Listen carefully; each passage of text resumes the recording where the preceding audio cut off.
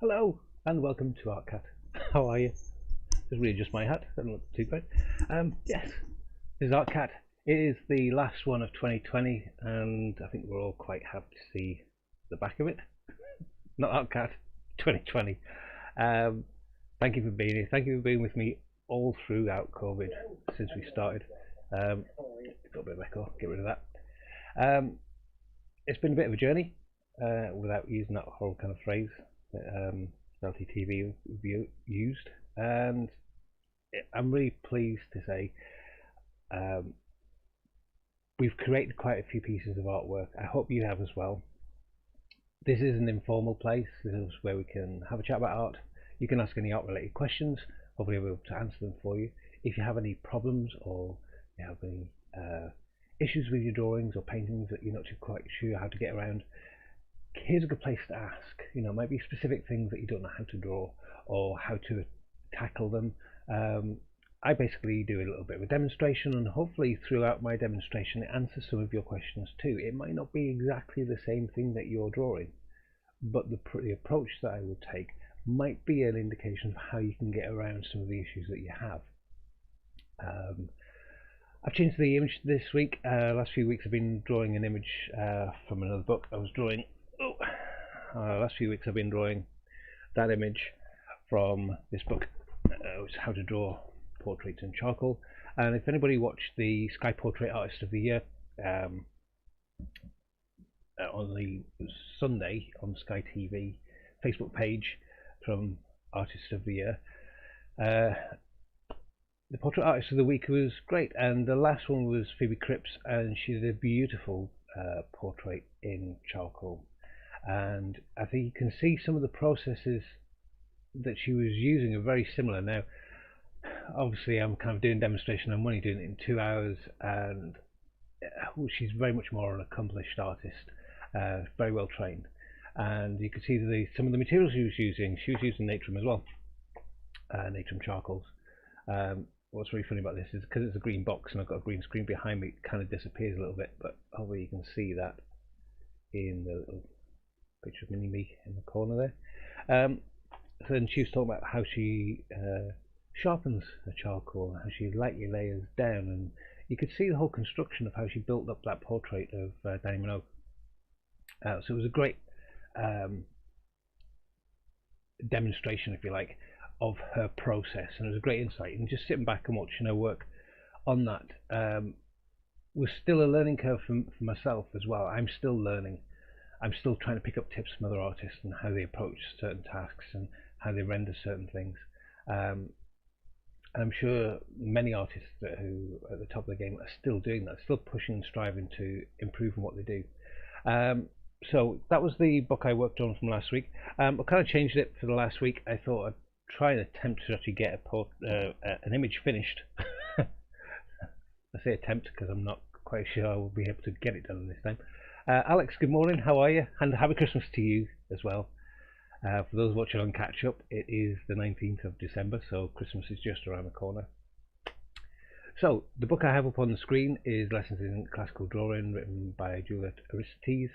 Brilliant book. There's a brilliant DVD in the back of it as well that she takes you through the process of drawing.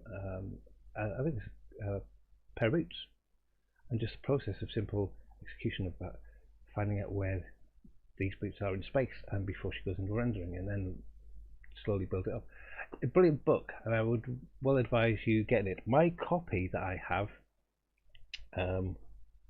which is under here, because I was scanning the front cover to get the image up for you this morning. I'll put that back out. Yeah, my image that I have, so obviously I'll be drawing from the book. You have it up on the screen there, so you can have a go at doing this yourself today, or if you want to do it later, watch your catch up.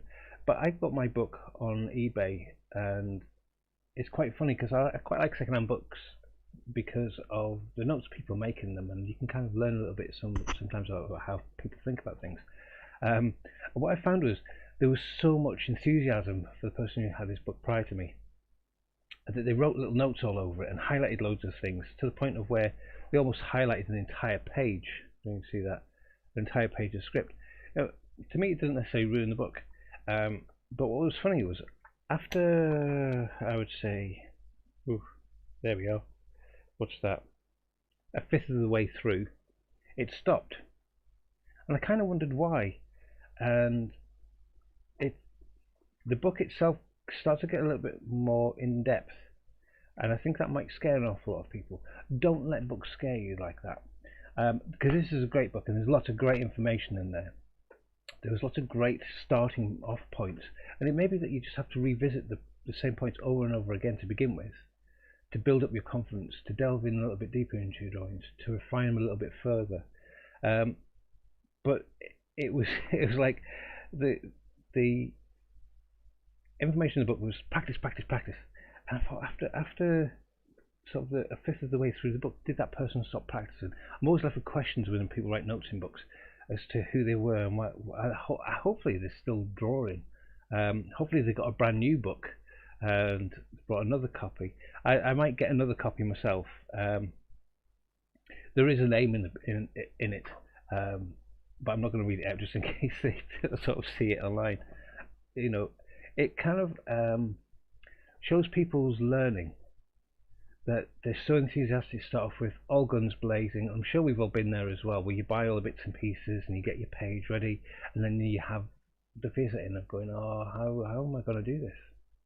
You know, it's great reading about it, but how do you actually put it onto page?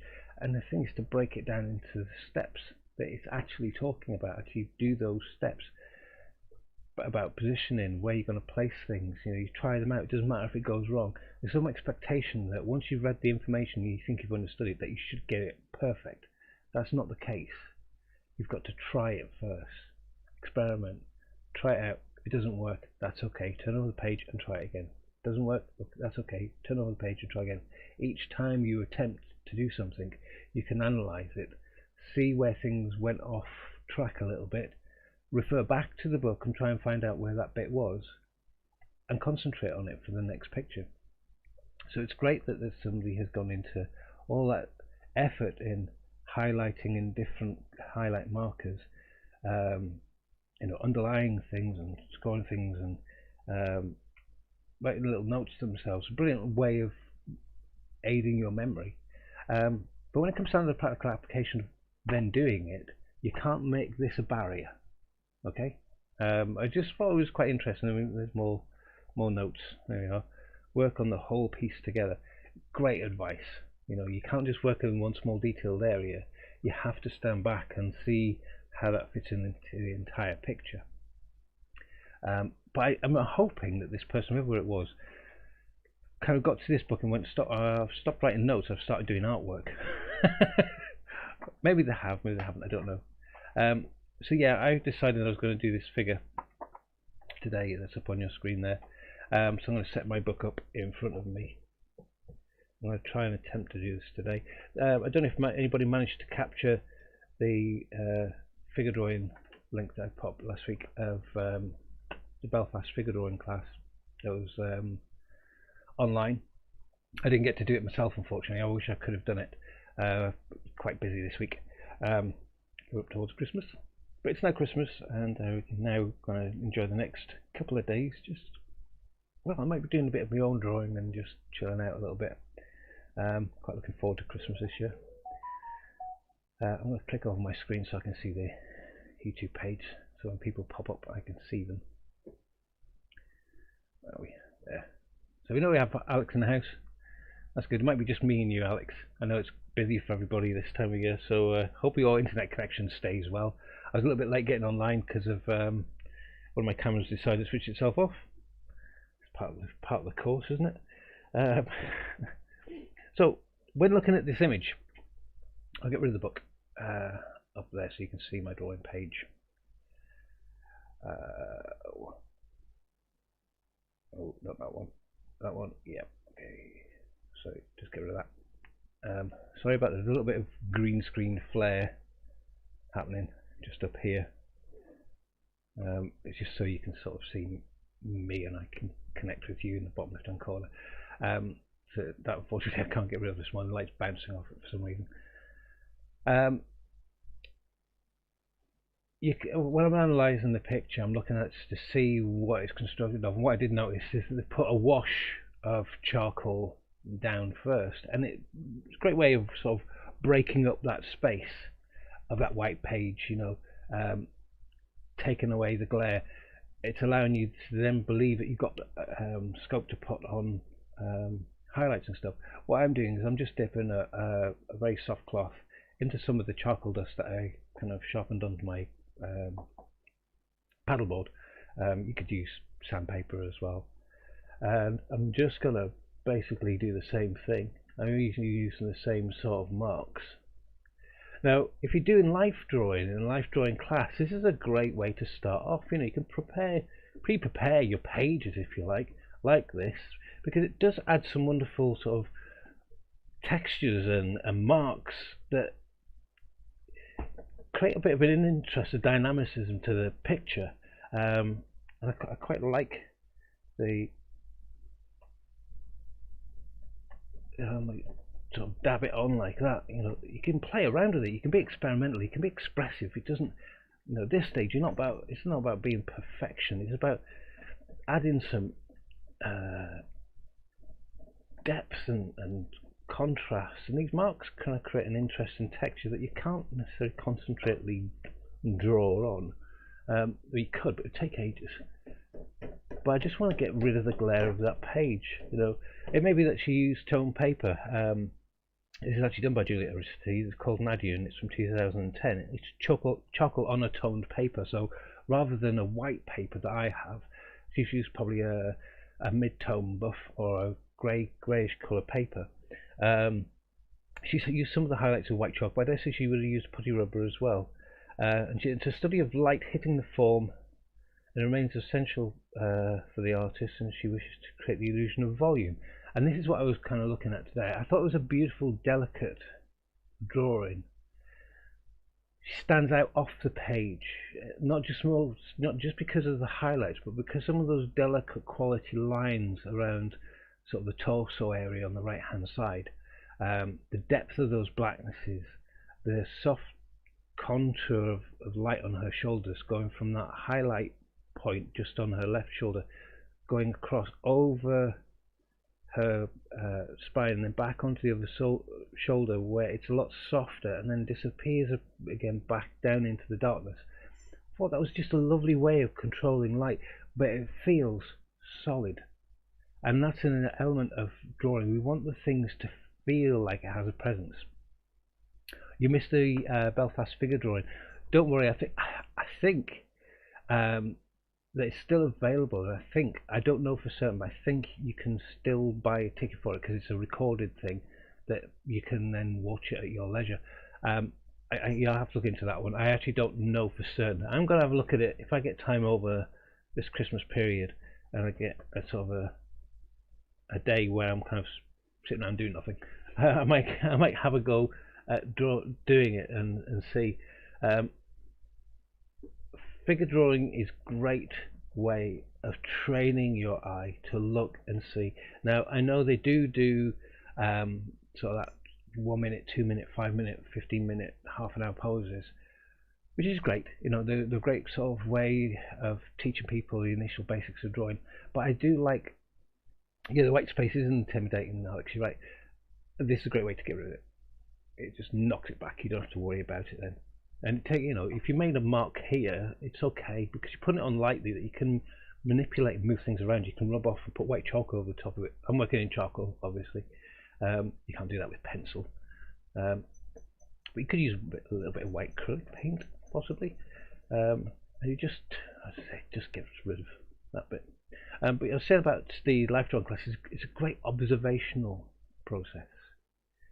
The form. You can't get around the air. Let's talk about if you're drawing trees, you can tweak a tree now and again, because nobody will just identify it as a tree, and they won't go, the branches aren't particularly right on that tree, are they? With a figure, you've got certain elements that, because we all have a figure, we all know what our arms and legs look like, and our bodies and torsos and things. And because you're dealing with a human life figure, there's movement in it, and there's because it's in front of you, you've got that three-dimensionality. Now, obviously, when you're doing this on screen, I still found myself looking at the screen as though it was just a window and the person was actually sat there. And when you start to think like that, it doesn't matter if it's on a 2D image or a 3D image, you start to see movement. And it's beautifully, I was just saying, they do a very good job at lighting, and they do a very good job of getting some really good models to hold their poses. So you've got the option to press pause, and if you want to do a longer study, you do a longer study. If you want to go along with the flow of the whole kind of the 2 hours that it's on there for, you've got the option to kind of follow along and do the 2 minute, 3 minute, 10-minute, 15-minute poses. What was really interesting to me was the narration through it. I don't know who it is they've got, but it's got a brilliant voice, very soothing, very encouraging. There's no kind of hierarchical teaching that you might find in some classes, but it's not very dictatorial. It's very supportive, but it's supposed to be fun as well. You're supposed to be enjoying yourself. Is white chalk different from white pan pastel? Yep, it's a different medium, but has the same, pretty much the same effect. White pan pastel is a little bit more finer, denser, has more solidity to it, but you can get white chalk, as in little blocks of white chalk. You can get white chalk pencils. We call it white charcoal. This is a Chinese white from Derwent, which is okay. It's not really great when I mix it with the General's pencils. I found that the General's white pencil is really good, which I'm going to try and find now in my little box. If I ferret around in here, we'll keep chatting as I have a look in my box for it. There it is. So this is my General's Charcoal's white pencil, white charcoal. I just find that sometimes with brands, excuse me, the brands of their white chalk go really well with their charcoals, and then when you start mixing the brands around together, they don't seem to cross over too well. Sometimes they work fine, sometimes they don't, and it is a case of trying these things out and seeing. But the white chalk pencil that I've got from General's I quite like. It's quite a flexible thing, but this really won't come around until further on into the portrait. So I want to get kicked off today. I'm using a harder pencil to start off with because it's quite light. I'm going to use it in a very light way. I'm going to move my book a little bit because I've got a bit of glare on the page. And I even noticed when I took the took a scan of the page just so we could get it up on the screen and show you. Even the scanner kind of bounced off of the image, so we got a glare on the right hand side of the image. You can see that there. I'll click back to the other screen so I can see. There we are, that's better. So apologies for, like I said, for these little green flary bits up there. Hopefully that doesn't distract too much. Now I could darken this down even further, but I think it'll just take a little bit too much time. I do want to get my figure kind of central. Move that out of the way as well. Oh, I'll tell you what I'll do just before that. I'm going to show you the little time lapse I did of the portrait of Dani Minogue that I did on Sunday. It's about a minute long. Angela, good morning. How are you? Oh, isn't that lovely? Happy Christmas to you too. I love it when you guys say hello to each other. It does actually make me feel a little bit better. It's not just you're all sort of separate in isolation, but it's starting to build a little bit of a community. Angela, I don't know if you saw the Sky Portrait on Sunday. It was great to see the quality of her drawing come out. Interesting to see the selection and the ones that they've kind of highlighted. I don't know if you've caught those on social media, on Facebook and things. Also this week as well, it was the final. My favourite didn't win. Kofi, I thought, was an amazing artist and such a soulful fella, and it came out through his painting. I think the intense sort of focused competition suits some people and not others, and maybe Kofi on the day was trying to aim for something in his own artwork, and his likeness might have just missed. It wasn't the best painting that I've seen him do, but I think he's an amazing artist. He's got such a sensitivity, and it comes out from him into his artwork. The winner is chosen. It's great and very much of a full character. Andrea, when she came in, she looked at it and went, "Oh, is he a presenter?" And I kind of got that feeling that he was so comfortable and confident in talking and engaging about his work. Now, it might have given the illusion of that. He might have been sort of scrabbling underneath to try and sort of have that pretense, but a worthy winner, the worthy finalists, a nice different blend of what they were creating. I, I did think I like his process, but I didn't think his execution was quite there for that final. I think they all had a little bit of a struggle. I think Eddie Izzard was a brilliant sit. I would have loved to have drawn him. But it's interesting to see what you think. If you saw this program, what did you think? I think that's the interesting part about that whole program is the debate about the winners and the losers, and we don't always agree with the judges. But at the end of the day, it's their choice, to take it forward. I thought the finished piece was good. I did like it.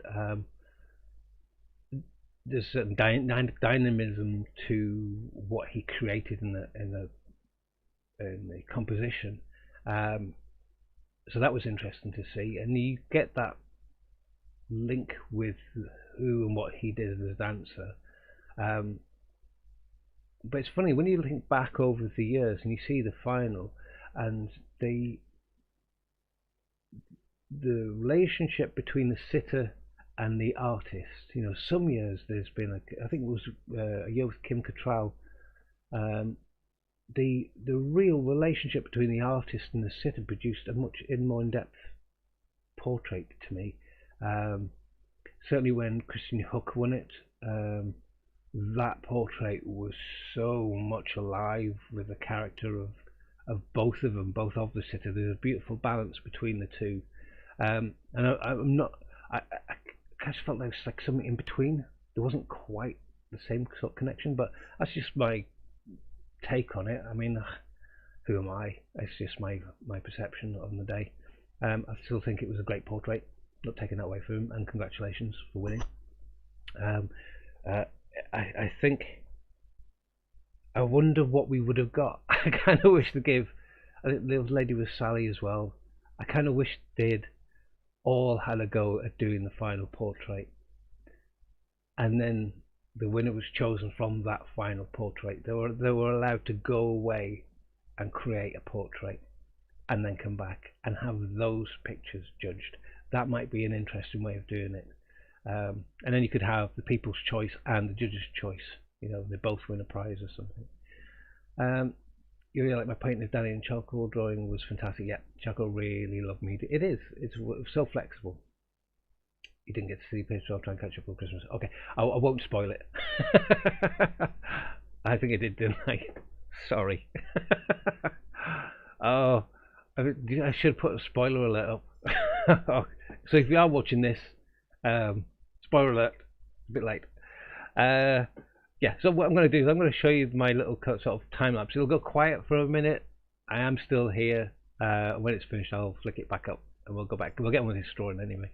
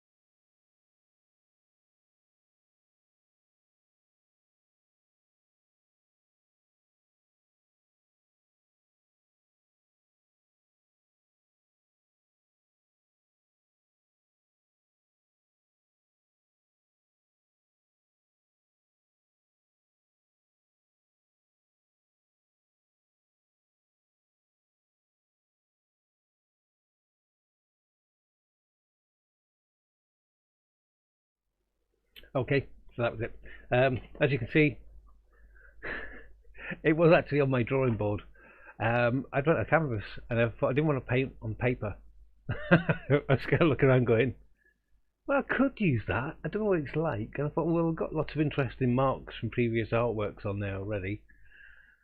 Yeah, go for it. So as you can see, I even wrote hashtag my PAOTW, my portrait artist of the week, on my drawing board as well, as a reminder of how to actually say it. I still managed to say it wrong.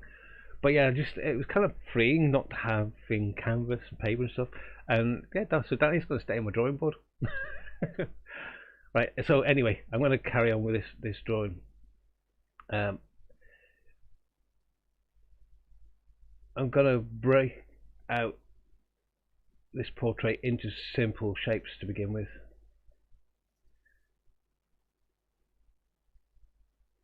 Simple lines about where things are. There's a subtlety in the figure as you kind of sculpted shoulders and things. She's come down and around that shoulder.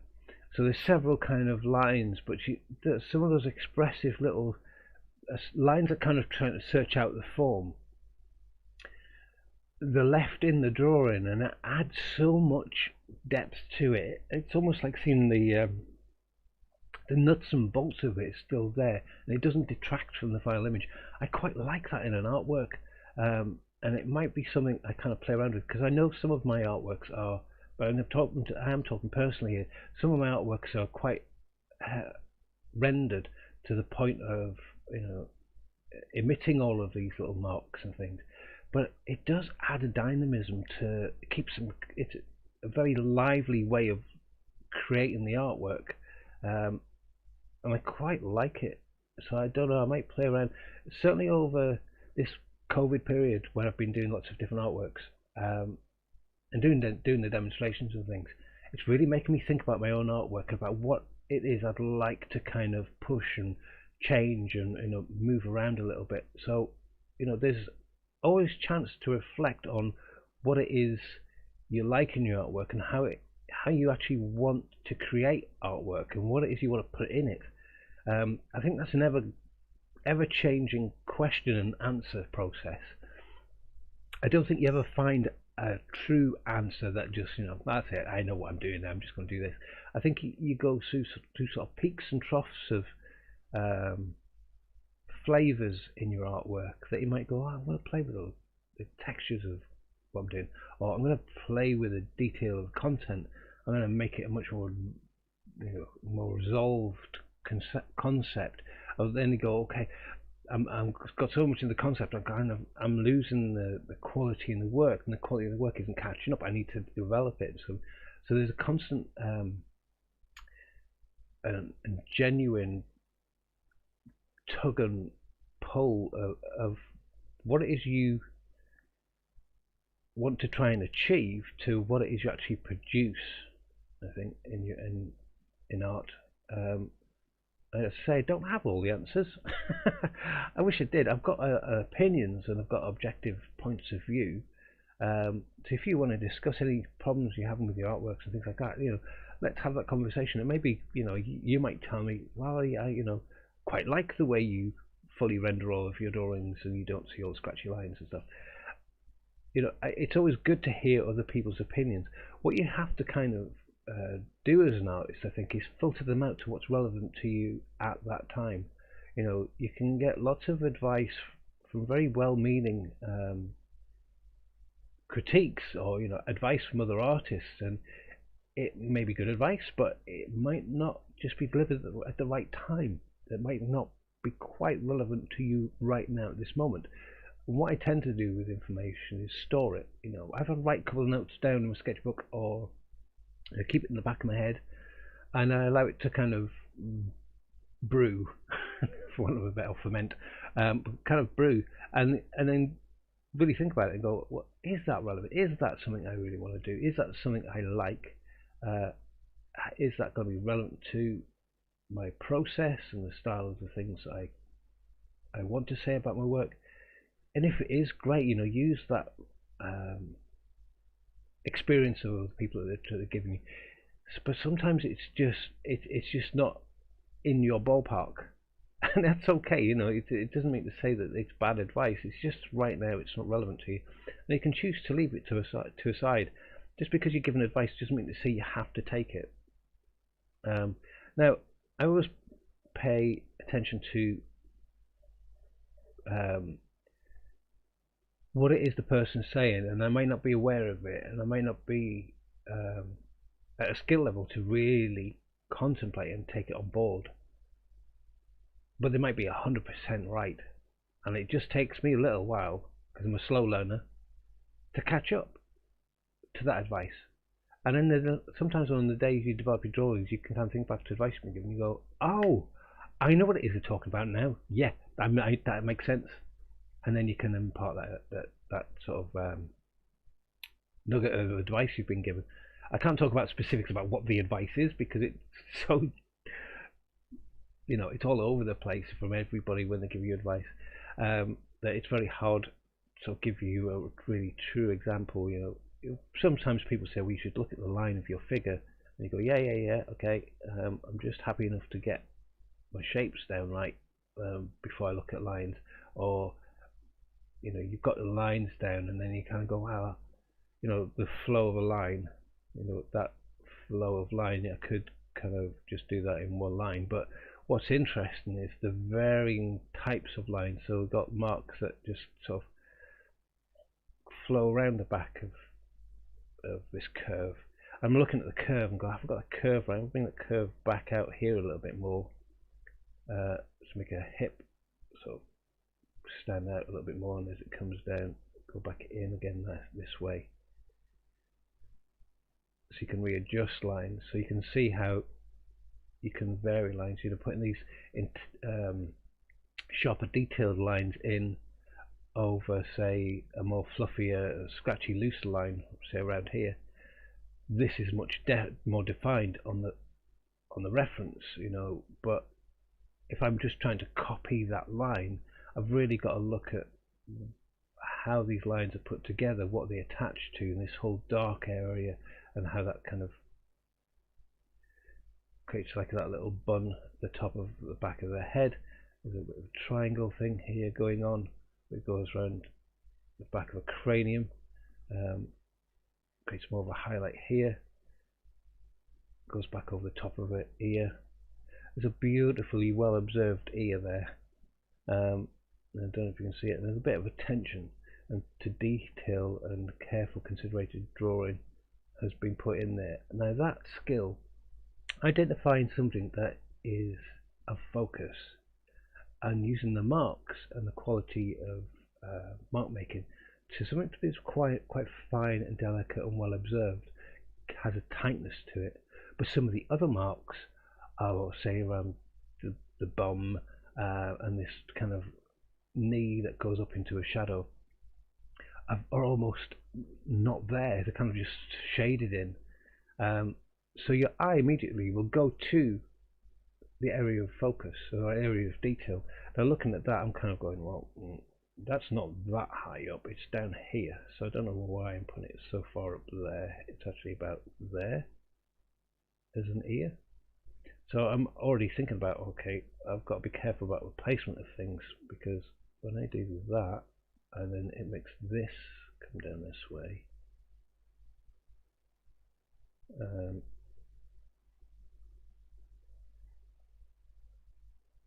that makes more sense now of that head, but it means that the shoulder's going out too far, so I do need to increase the size of the head.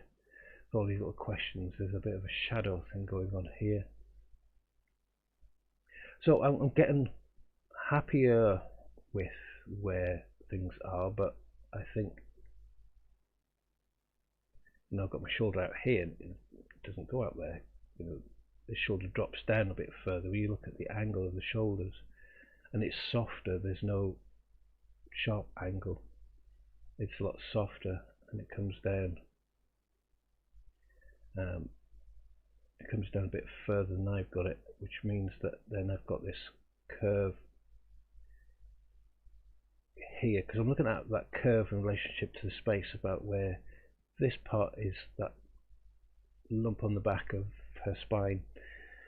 So I'm linking all of these areas now together, that I'm starting to get a more understanding of the form before I start rendering, before I start to create that volume. I need to know where the figure is to impart that volume. I could do it loosely and use it as a sketchy way of doing it, but I quite like how that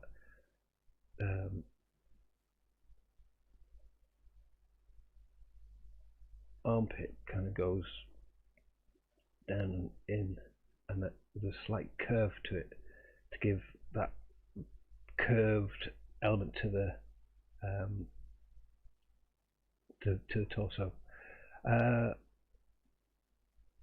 Was that a coloured charcoal? No, this is just. Oh, I mean on the in the book. No, that was just normal charcoal, but it was on a toned paper, and this is just a normal charcoal.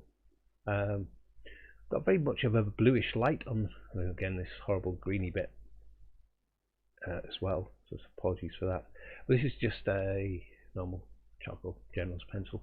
I've got this knee way too high up. When I look at that now, I can see that knee comes to about there. And it comes out a little bit further.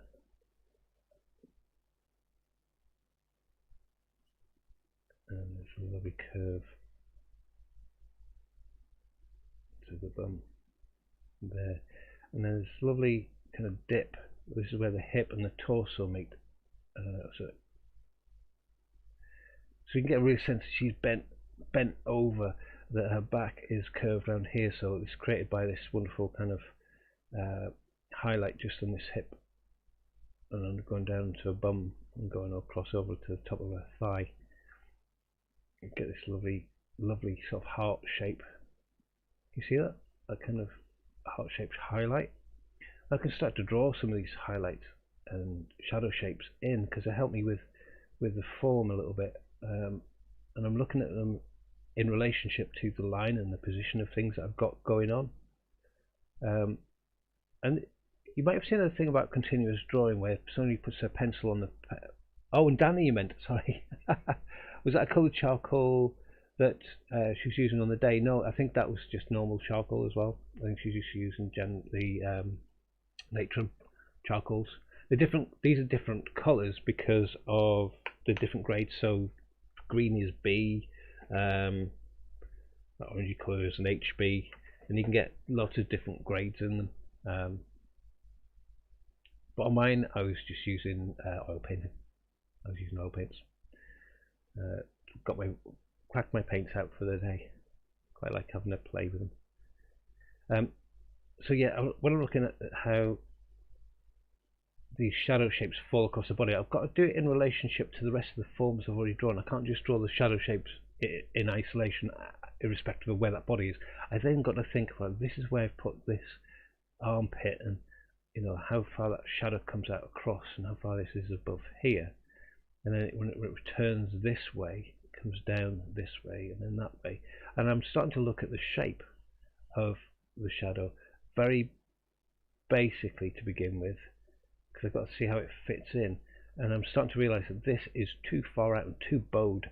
So I'm going to bring this in a little bit, and I start to see that this shoulder is huge in comparison to what I need. So I think that's nice there. It goes across there, okay. I think it's much flatter out there, and I think at this point it comes down there. So you can see how much shoulder I've put out here, and it's not actually, it doesn't actually exist.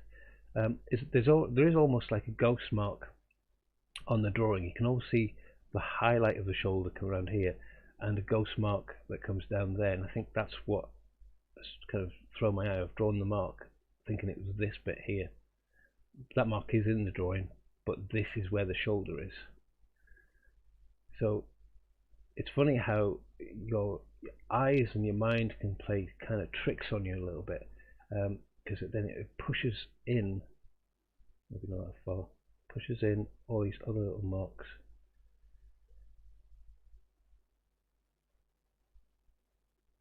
And it just lengthens the body that way, I think.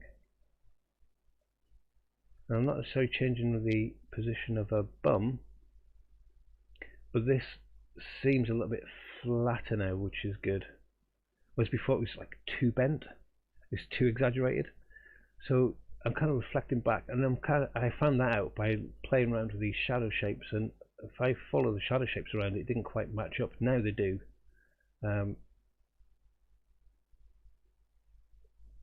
It's like almost like a corset of shadow that goes around the body. There's a lovely highlight in here as well, so there's like a secondary shadow. It's probably like a reflected light bouncing up from the floor that's striking that side of her body, and it follows around the shape. And it, you know, seeing where these shadow shapes are before you start filling them in really help you see what the form of the figure is doing. You know, this is a figure that's hunched over and it's pushing the rib cage out, and it's bending the spine, and the shoulders are kind of resting like a seesaw over that spine, so they're not straight. They're sort of so they're not straight. They're sort of curved around the spine, so you can see that over her back. And she's got a head resting on her arms and on possibly a knee that we can't quite see because it's disappeared into the shadow. An interesting shadow shape, this one, because it's just a dark space, but enough illusionary darkness to give you the impression that the arm is folded and going somewhere, doing something. This is a lovely flat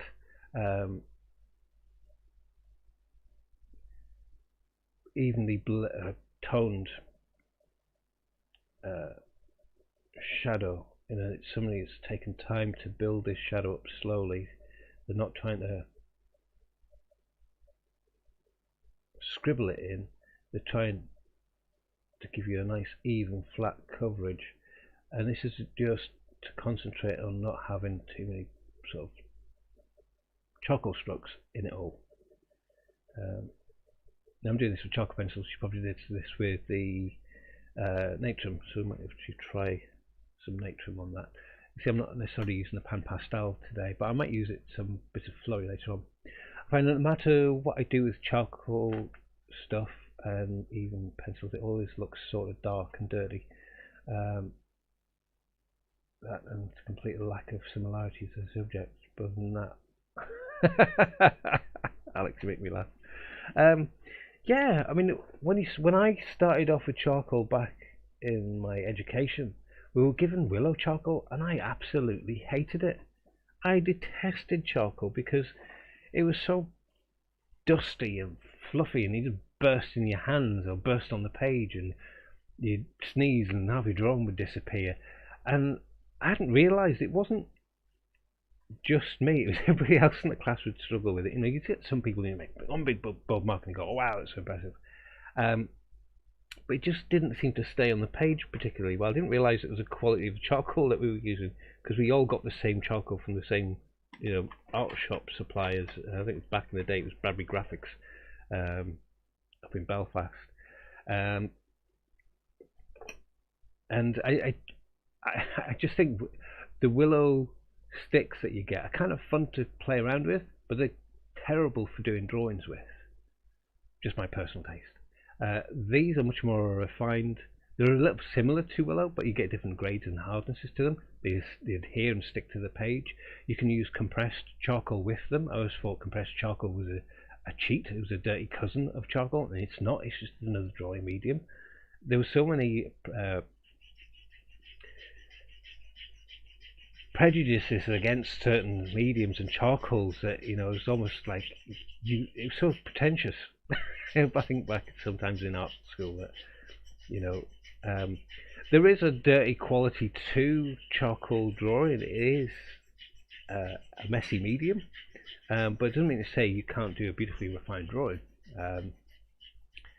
You look at Phoebe Cripps and how she used that. It's because she handles her mediums particularly well. So where she's only drawing with a refined finished top, you know, she can draw. I'm sharpening these a bit of Natrum right now with a pad. I kind of went about sharpening last week, so building the surface up, but she didn't just draw with a point, it's drawing with this flat edge as well, about slowly shading and building up the depth of the tone that you need to build, and going back in again and building up. That's interesting, you know, where you get real control over depth and you're applying it really well, that you're not kind of sticking your hands all over it. You know, if I stick my hands all over it like that, I'm gonna have dirty fingerprints everywhere. So But you wouldn't do that with a painting. If you painted the surface, you wouldn't put your hands on the painted surface because you put your fingers all over it. So it's a similar thing to painting. There's a lot of similarities between charcoal, I find, and painting. It's a very, very similar process. Oh, now I have to pop out unexpectedly. Oh no, okay. If you don't get back in time for Christmas, you too. Oh, hope we get Danny sorted out over Christmas. I'm gonna leave Danny where she is on my drawing board. Quite a nice place to have her. Yeah. So Alex, have a great Christmas. Look after yourself. I hope you have a great Christmas dinner, and yeah, see you in the new year. I'm going to be carrying this on in January. But hopefully you'll be able to catch up with this drawing later. I should hopefully, fingers crossed, get this done today. That was one of my Christmas aims, is to actually finish a picture in the 2 hours. But it depends on how much chatting I do and drawing and stuff. So yes, thank you for being here with us. Appreciate it.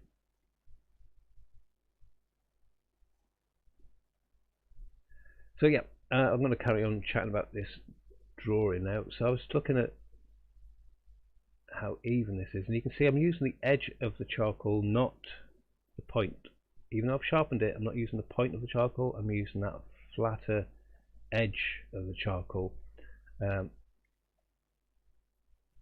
can get holders for these things, battens, which kind of extend your arm, and you can end up seeing the larger, bigger shapes, and great for doing large drawings and things. But even with this, I'm holding it at the edge, so I can really sort of stand back and start to sculpt where these shadows are.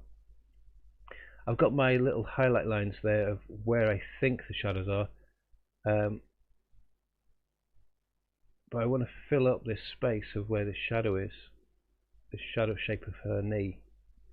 And what I can play around with a little bit is, I know it's a little bit darker, but I can put an initial layer down, or what you might call a wash. There's no water involved, but it's a layer of charcoal down, and I can put that across the whole area of where the shadow is. And say I've got areas that are more dense in the shadow. Say I put around here, and I can go back over those once I've got a flatter layer down first and build those layers up.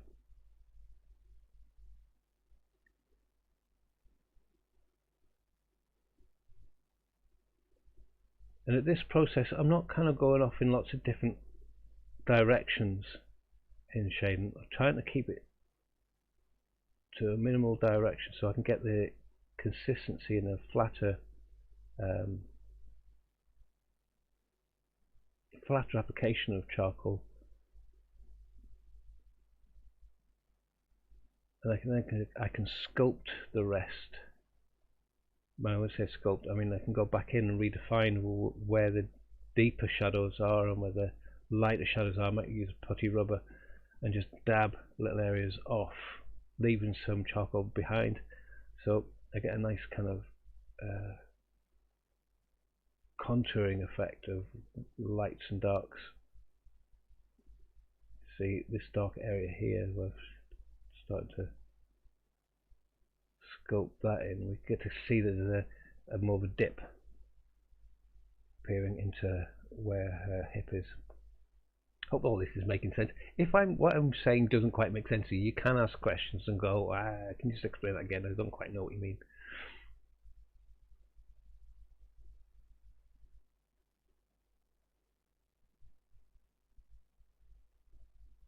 So it's quite nice just to see, and I'm still checking the image as well. Often when people do this, they have it mapped out and they stop looking, and I continue to look because I can adjust as I'm doing this, as I'm drawing, as I'm shading in, start to think about little nuanced areas I can indicate in a little bit, see how far they are away from you know, edges and shapes that I've already got down, maybe adjust them a little bit. So I'm trying to see the whole thing constantly whilst, you know, shading in an area as well. That sounds a bit contradictory, but you're kind of you're concentrating on where your charcoal is on the page, but you're trying to see where whilst you're doing that, where your hand is or where your charcoal is in relationship to everything else, and does it need to go down or to the left a little bit? Does this need to come back over here a little bit? There's a line here which I didn't really have in, but then leads up to where this shadow is on this side, and it all comes down to this area, and all of this is then even. I was saying about that sort of corset. It looks like a corset's going right around her body.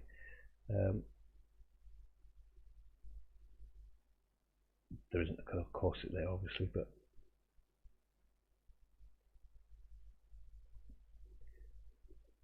and then as it comes down here, I think this is where the shadow is here. It's much further over than I have it, so I know that this then comes down here, and this is darker as well. So I'm adjusting. That's what I was saying about the sculpting. You kind of going, oh, that bit's darker, that bit's lighter, and you kind of, every application you're putting on is giving you the form that you're looking for. Well, this is further up, I think. Yeah, because I almost have it in line here, and on the drawing it is much more kind of that way inclined, because it then links over to this shadow where this shoulder blade is that cuts in. So there's a kind of a linear effect of these shadows. This one is kind of disappearing into the shadow a little bit, so it's not a stronger contrast as say these highlights and darks are. This one kind of diffuses into the shadow. So the tendency is, I think, for a lot of people at this point, is to kind of rush layering in shadows, just sort of knocking them in real quick, and it's not to take your time, because these shadow shapes are what give you the form and volume of the figure. And you can see how this comes back and around and down to create this.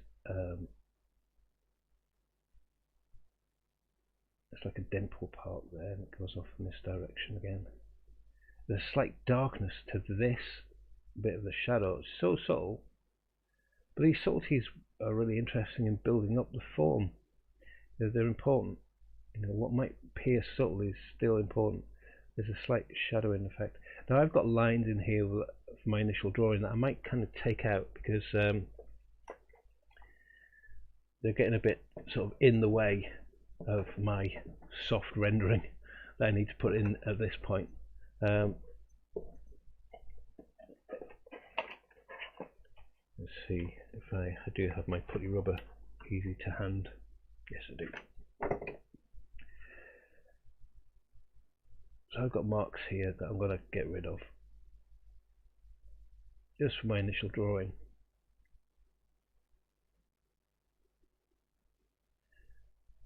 Now, if it was my drawing that I was doing from a figure that I was looking at,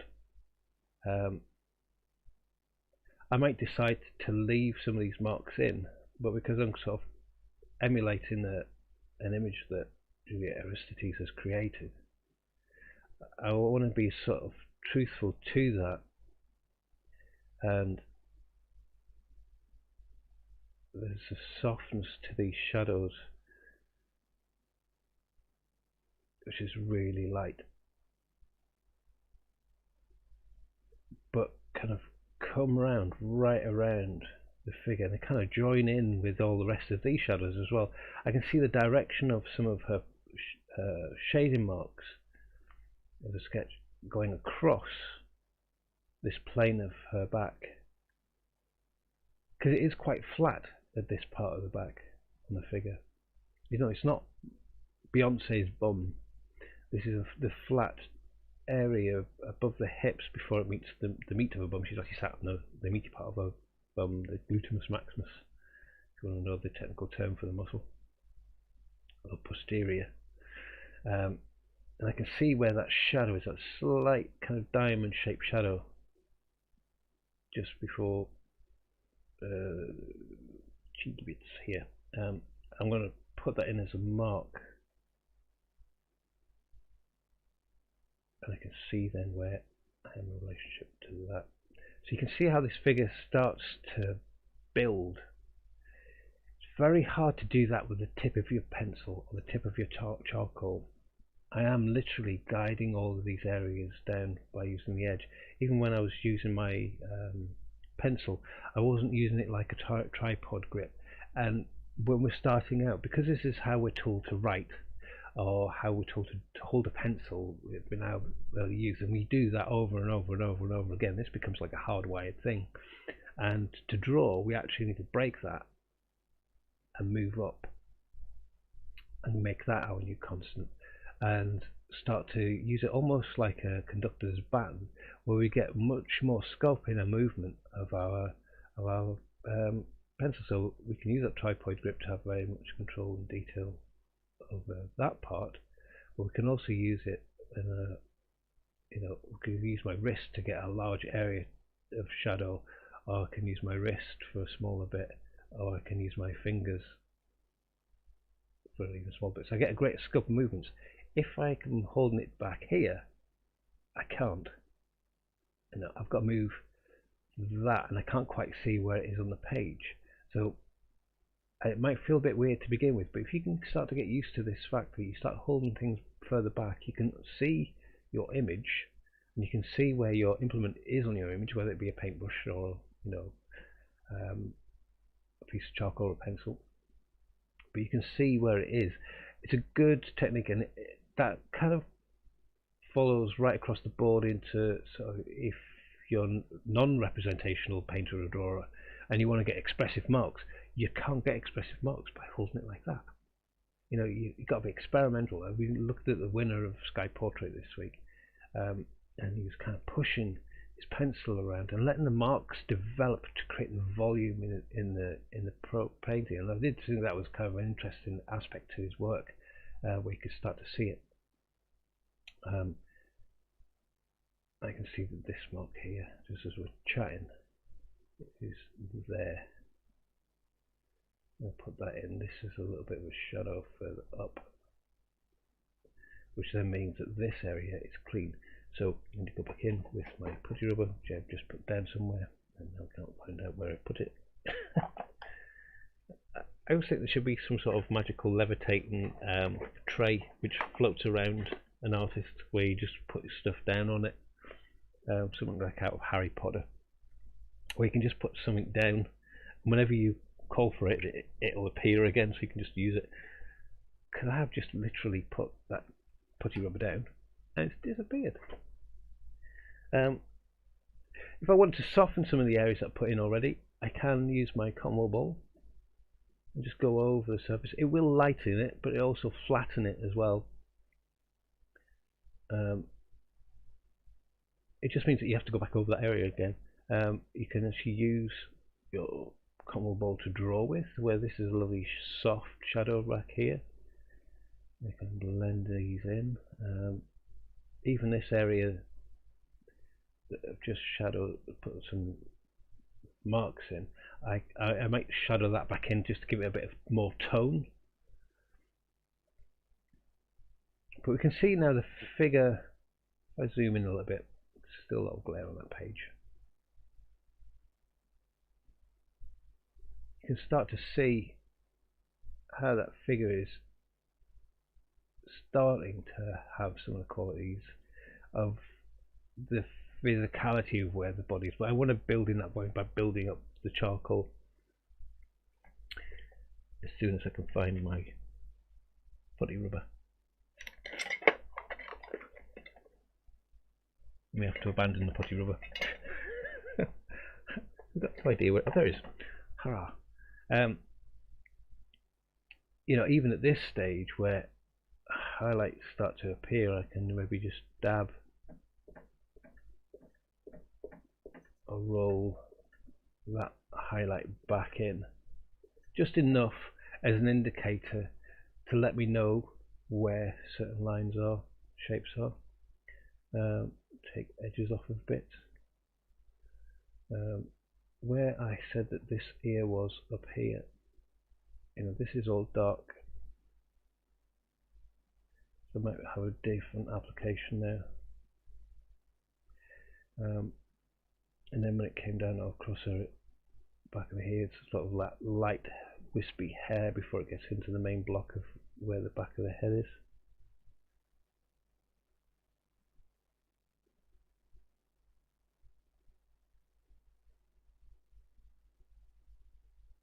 And again, this is just the willow charcoal bit. This is just to help me gauge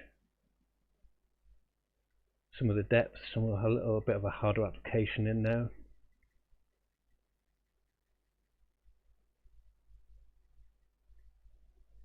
But as I said, the book that I showed you earlier on is a great book, and she's written some really good books about, like, drawing from an atelier process.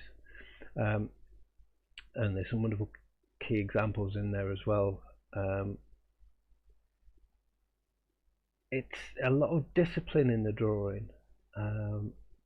You learn the skill and the discipline, and then you're able to kind of exploit that level of control and really play around with what it is you actually want to put down visually. It's really has more depth and interest to it because you've got the skill to play with. Whereas sometimes I find that when people want to express something, they just don't have the skill to explain that. It can be a big frustration to an artist, and then that's when you tend to get a lot of kind of excuses kind of popping in. Well, it's supposed to be this and it's supposed to be that, and it's often because it's a lack of control over their skill. But other artists then take that area where they understand that they're lacking in a particular skill, and they'll work on that to define, to be a guide as to what to work on in their artwork to improve it.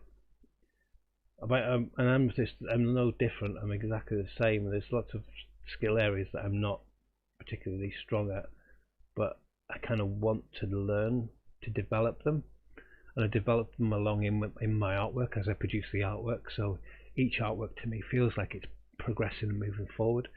And I think as a guide, that's a good process to have. I think if you ever get stuck into one place with your artwork, it gets a bit flat, and it's like a cul-de-sac.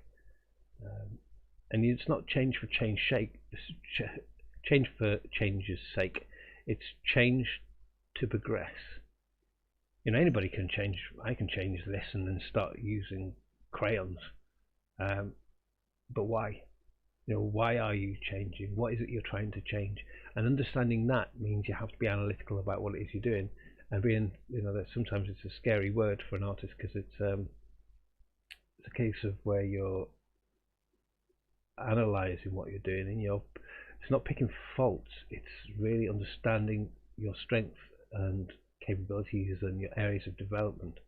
Notice I didn't say weaknesses, because I think sometimes when you're learning, your area of development can often lead to some really exciting marks, and exciting processes that you've never used or tried before. And if you stay aware to the processes that you're creating, you can identify them. And who's to say that the process that you think you need to develop, you can't be too heavily judgmental on yourself. If you haven't only been drawing for a short period of time, don't expect yourself to draw like Da Vinci straight away. Even Da Vinci made mistakes, so did Michelangelo, and a lot of artists did. But they were trying to learn and understand what it was in the world around them to replicate it, to kind of say things. There was changes in often you see that in a lot of artworks when they've done x-rays on paintings, and you can see that they've had a figure stood there with a hand here, and then halfway through the painting they've gone, that really doesn't work. I'm going to move the hand to here because it says something different. That's more comforting. This is more thoughtful. And they've thought about these things. Now, there'll be loads and loads of sketches and pre-paintings and working studies in the sketchbook, but it wasn't until they actually came to do the painting itself is that they kind of put this in and went, it just doesn't feel right. That feels better. And you'll see a hand or arm will get repainted in a different position, and it'll be like a ghost trace of it. So there's always a flexibility in artwork, I think, when you're creating it, and to not beat yourself up when things don't go quite right. It's okay to learn, develop, and refine your process. I think. The indicator is that's a darker shadow in there, not fully up to the edge where I want it yet. But we start to see how this works, this creating a volume to the shoulders and the body and the figure. How that shadow is deeper here, gets lighter here, gets darker a little bit around here. There's like the rib cage, and when her lungs are, and she's bent over her knees. This edge of the shadow here, it's darker.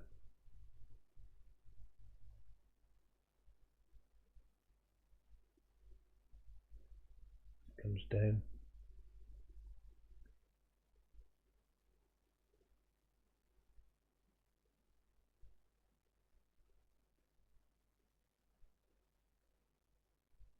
It's like a triangle shape. I'm still looking for shapes within shapes and within shapes and shadows.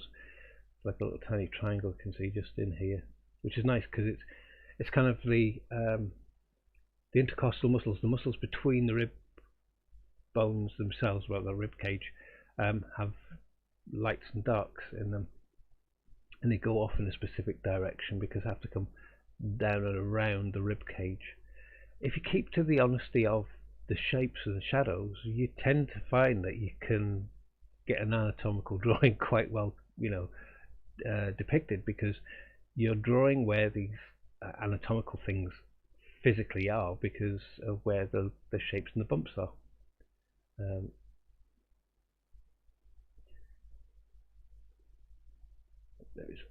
I don't remembered why I got this in the first place, was to just lift out this shadow in between those these two shadows here, because there's another shadow here which had the placement of a wrong shape in. All these things are flexible again. You can move them around. There's a subtlety, a softness to them. I'm going to go over this whole area.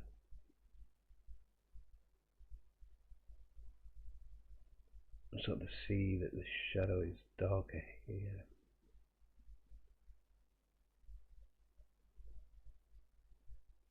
It's not about speed.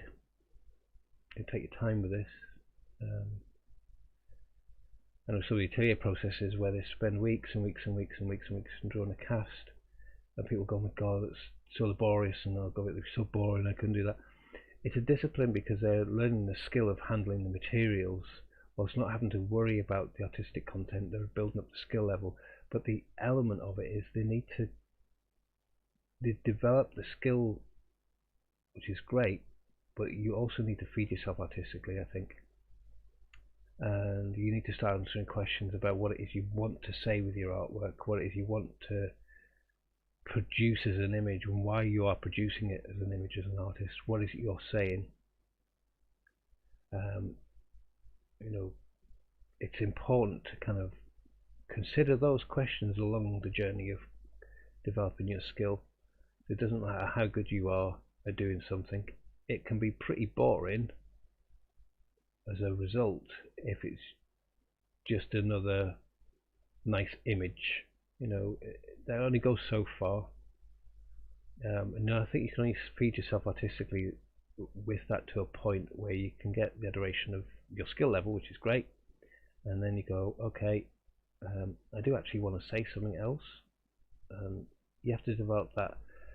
It's an exercise in developing that idea process, the curation of your ideas and your thoughts, and I'm not saying that your concepts have to be some sort of dark philosophical earnest meaning. If your concept was just about the exploration of light and form, that you really go into exploring that, what does that mean, and how have people used it in the past, and what is it does that mean to you today in today's society? Or really explore that as a concept. That can be the concept. I'm not saying it has to be a philosophical concept where it's about the desolation of the rainforests and how that's going to destroy humanity and how we've got to fight against that. Like that's another concept. You've got to research that as well. All of these things feed in to your art processes. They'll start dictating about the styles and qualities of artwork that you have to, or a skill level that you need to develop. They may dictate that you use a certain medium. So therefore, if you're not used to using that certain medium, if your research has suggested that you need to do it in a certain style, that you need to develop those skills.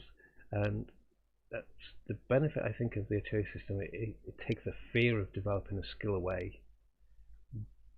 I think they're getting better now at developing the artistic voice of artists as well. So it's not becoming just a replication of an 18th century or 17th century painting process. That when you look at somebody from today's contemporary society and it just looks like it's an 18th century painting, it loses something.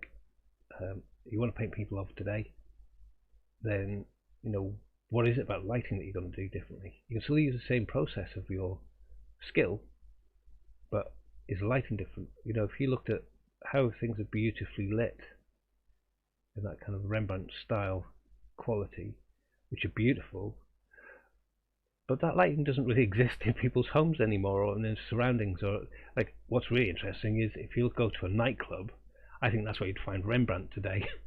With the different types of lights and contrasts of light and colour bouncing on people's faces, the different types of darknesses and shadows.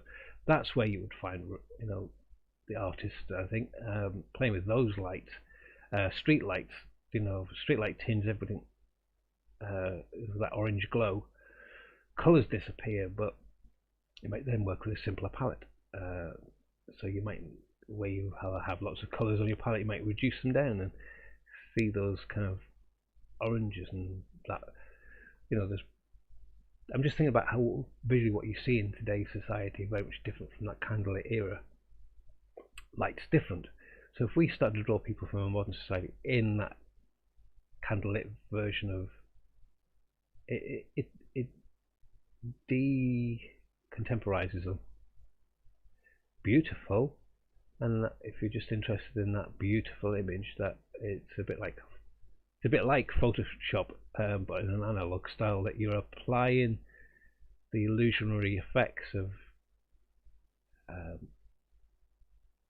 Renaissance sensitivity into portraiture. And I think there's an element that is successful when it's done well, but there's a bit of a pastiche type feel when it's kind of just slicked out, where people go, yeah, I've got the skill, and they whack out another portrait that looks like an 18th century painting, and you're kind of only getting small indications that it might be of a contemporary person because of a tattoo or a wristwatch or a mobile phone that's casting up light onto their face. And so yeah, that's just my thought process on it. I think when it comes down to your own art journey, it's in your hands. You're in control of it. Just saw a lovely line there. It's not funny, it's not until you see. I noticed I'm getting this really weird line. I think that is actually a kink in the paper. It's got a big hump appearing, which I'm going to dab away. So I'm not rubbing it out to the weight of the page, I'm just dabbing it away so I don't get that line effect. So I'll bring this shadow all the way down, I think.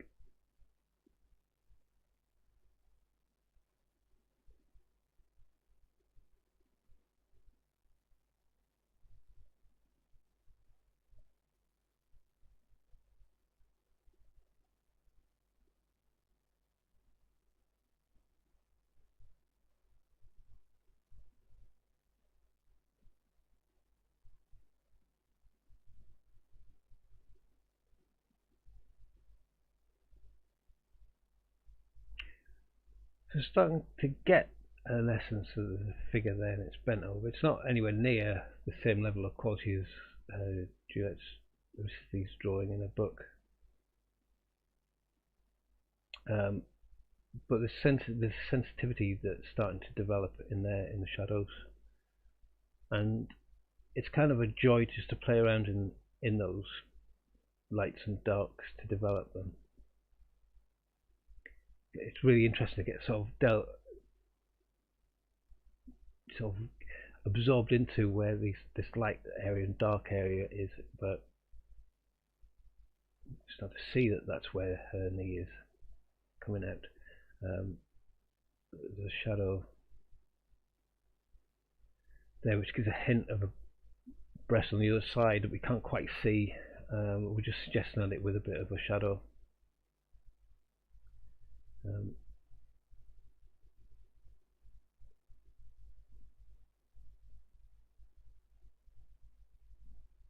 What's lovely is it's kind of given a very sort of circular feel, almost like a shadowy spotlight to the drawing.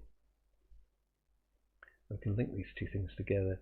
Now, she's put some of these marks down relatively quickly, knowing that this is all shadow here.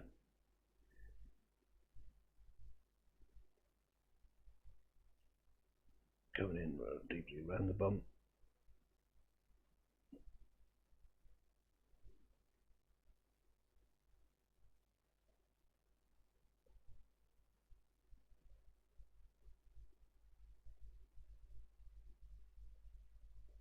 I'll go back in there a bit later with a darker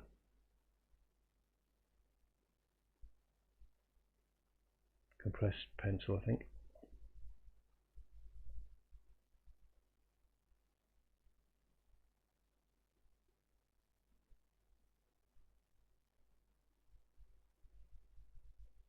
And she's let that bit be light as well, so there's a sense of that this is the shadow side, and it's just capturing highlights, because this shadow from this shoulder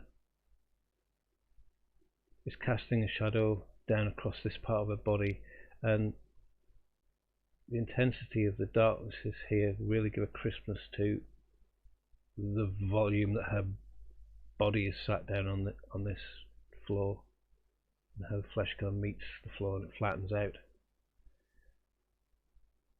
But there's a subtlety in these shadows as well, where it creates a lovely softness and a contouring effect of where you get a real sense of this is where the hip is, but all this kind of flesh is pushed out and distorted a little bit, being sat on the floor. It comes up into the hip and goes back around again, comes down to dip on the other side.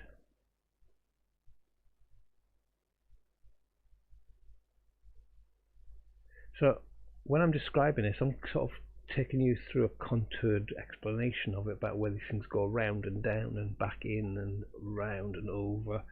And as I'm describing it, that's exactly what I'm trying to do with the shadows and the lines and the marks that I'm making, is trying to get that illusionary effect that you're taking yourself on a visual kind of topographical movement right across around the figure.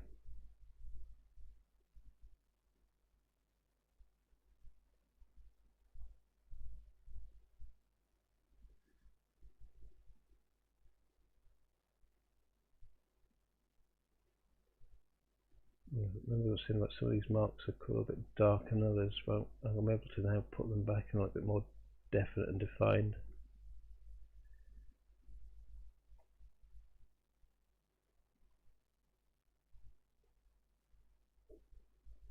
Let it do that with the charcoal pencil, I think.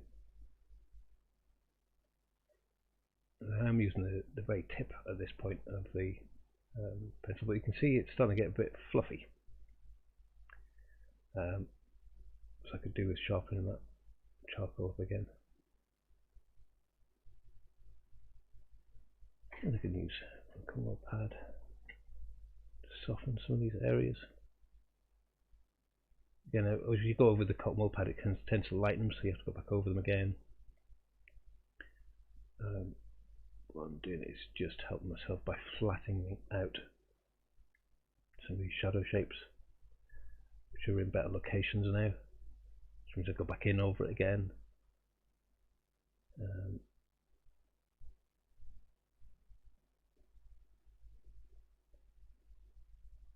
And this is before we got into sort of using an eraser to pick out highlights or white chalk to put in extreme highlights. I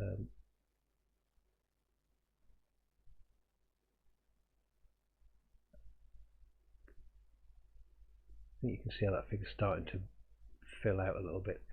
Certainly around about this area here, this is a lot kind of more defined and darker than I have it. This is the area of detail that I want to redo that with the more compressed charcoal than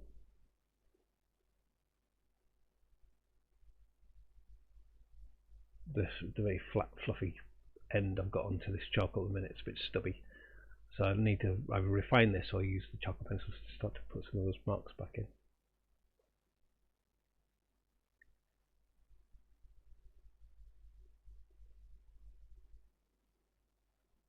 But what can seem a relatively simple shape of a figure has a lot of depth and complexity in it, and we can rush that, I think. And certainly when we're doing I was saying about doing figure life classes, where they might give you a pose like this for sort of a 5-minute pose or something like that, and everybody kind of rushes in and does all drawings of it really quick, and it can look impressive, but we're actually missing an awful lot of the subtlety, I think, of the figure when we do that. And just spending that time to really consider the shapes and the shadows and the forms, even some of the marks that she's got here to suggest where that bottom of the elbow is. Like where you go back over here, it's kind of lost in, there are these marks of that humerus going down to her elbow, going back up to the forearm, hooking back over, whether she hasn't had to put those elements back in, she's kind of left them out, and it hasn't detracted from the drawing any. The shape and form of the figure at this point is still quite abstract. You look at that block. If you took that as a rectangle or a cylinder even, but if you think of it as a rectangle at that point, because this is quite squarish going down, not squarish going up, and then it's got a rounded base.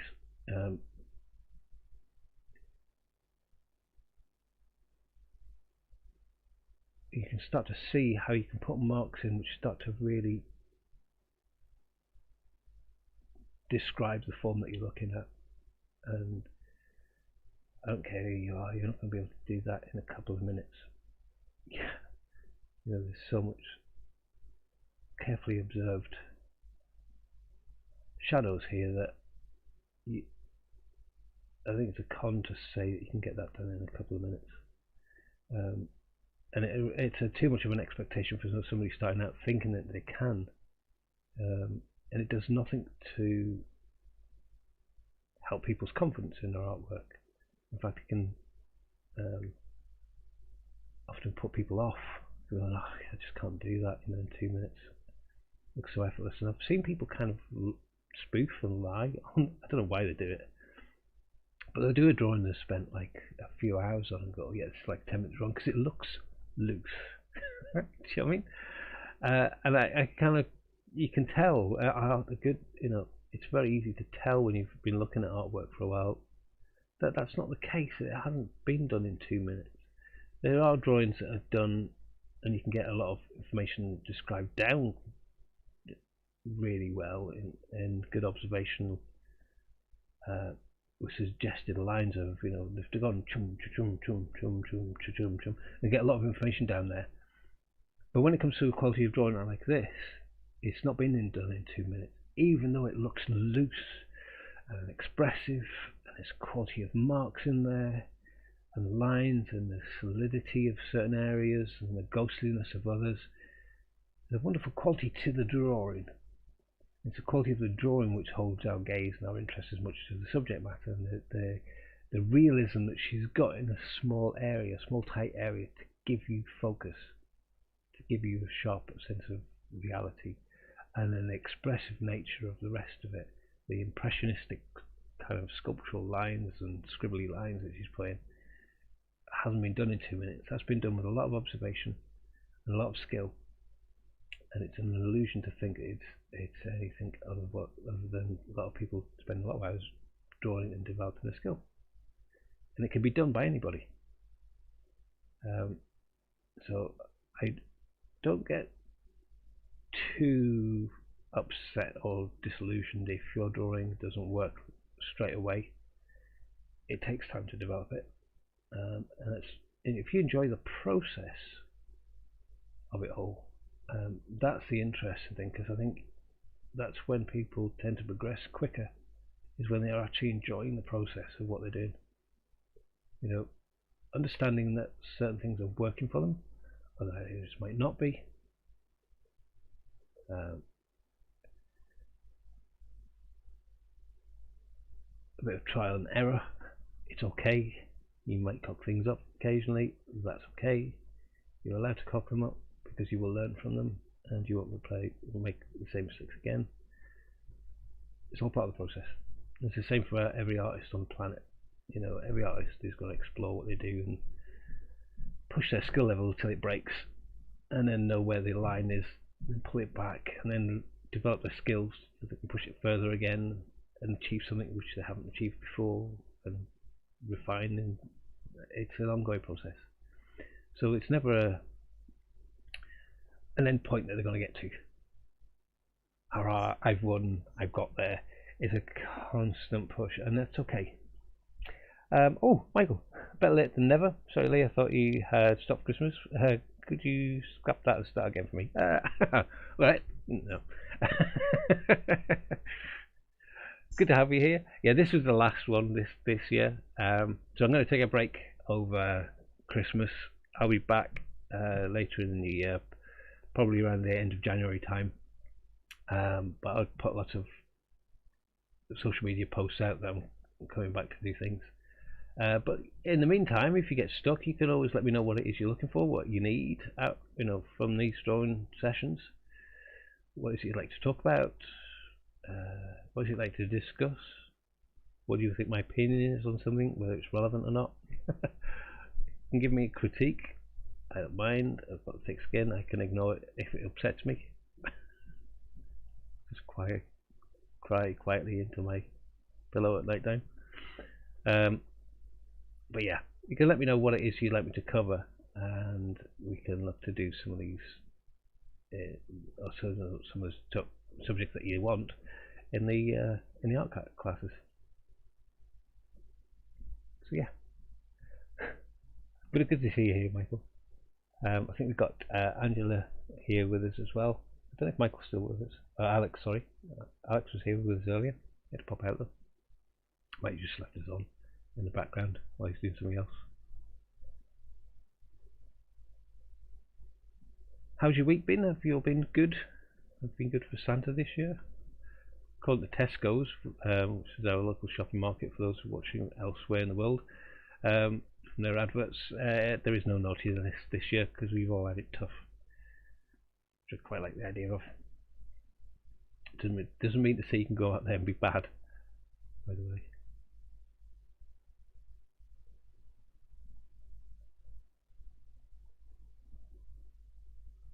So yeah, I think this figure is starting to get there. Do you know what? I'm not going to have this finished in a time, but I'm quite enjoying drawing the process, so I might carry on.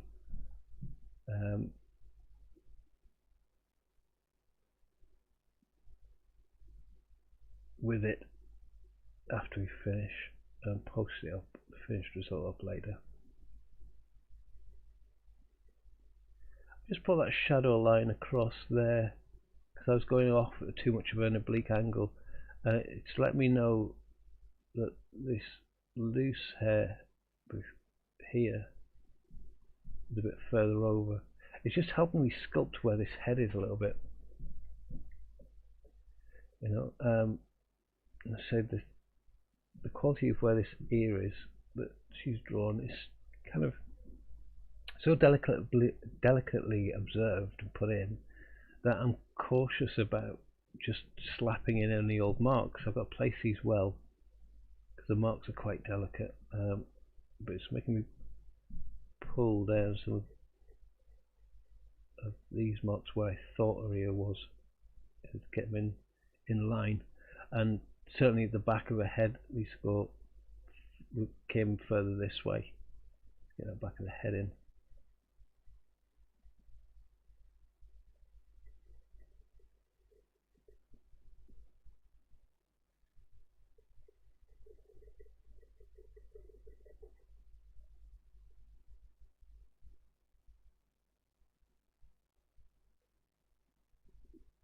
Really light shadow starts to inform where the vertebrae is on her body. The vertebrae doesn't. Often people think, oh, I have to put these little dots in all the way down the back of the spine. The spine itself is kind of S shaped. So you get the coccyx that comes out the back. It goes out around the bum and it goes back in around the small of the back and then comes back out around about the rib cage.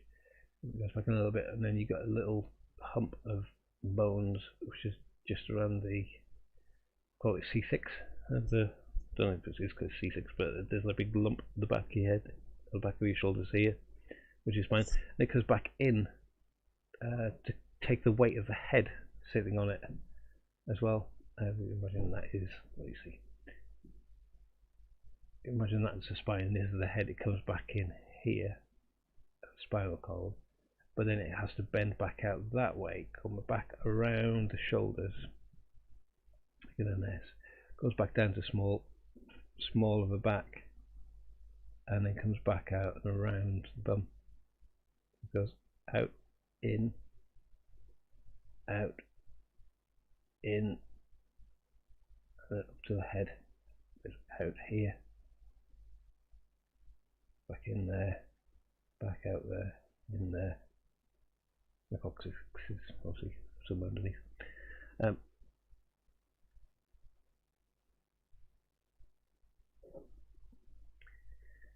It's a little indicator there of the line. You can see it in the main picture there, because this is the hip. It's allowing you to know that this is the front edge of where the hip bone is.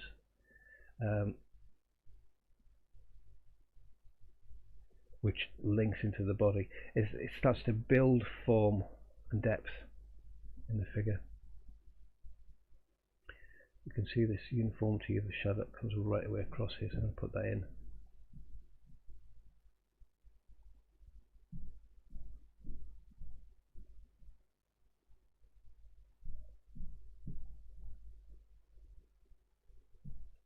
And down. What I'm actually doing now is looking at the screen and the two images together, which is quite an unusual way of drawing. But I'm not actually looking at my hand on the page. It feels a bit weird. I'm starting to use the image on the screen now. It can be a bit of a trick of the light, because what I've got to be conscious of is that this camera is looking at the page at a different angle to the way you're seeing the two flat images on the screen. So if I did that, it would actually skew my drawing, and that's right in front of me. But I'm just kind of giving that a little bit of a try. It might be a different drawing experiment. Might play around with later. Little tiny mark just about there.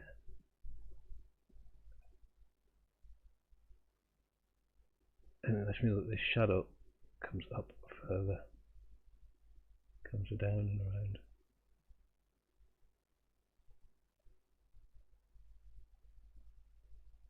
That way.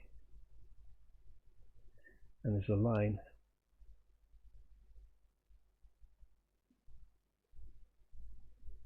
there which joins this shadow to this point. And it goes to this point because it almost mirrors where her hip is on the other side. Gives you a shape of where this rib cages.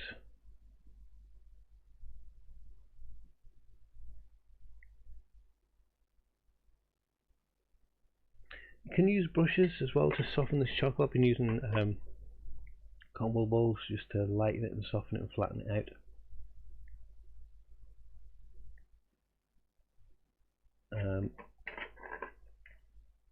But you can use a brush, that'll do it as well.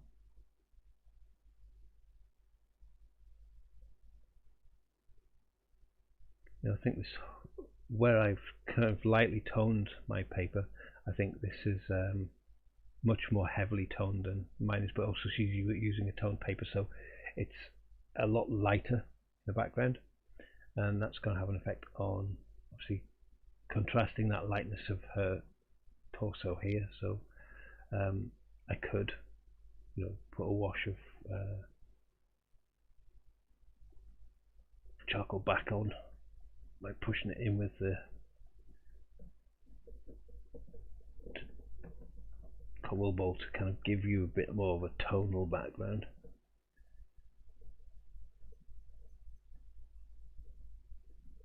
To make those areas stand out a little bit, but then you do need to go back over and redefine where you got rubbed off.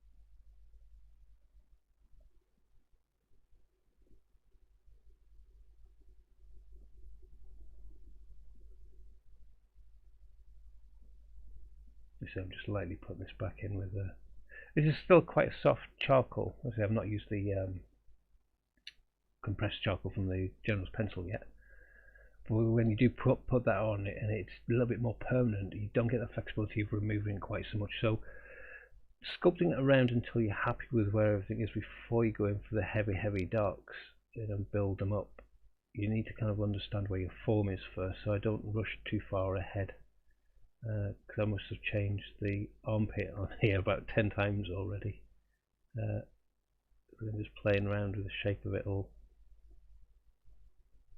It's kind of, it is the fun part of the process, finding the forms of the shape of the drawing. Don't see it as the frustration part, that is the drawing part. Often the rendering flourishes towards the end of a drawing, like putting in a little bit of highlight, a little dot in the, the glassiness of an eye or something like that. It's just the very end of the drawing, and it's the least interesting.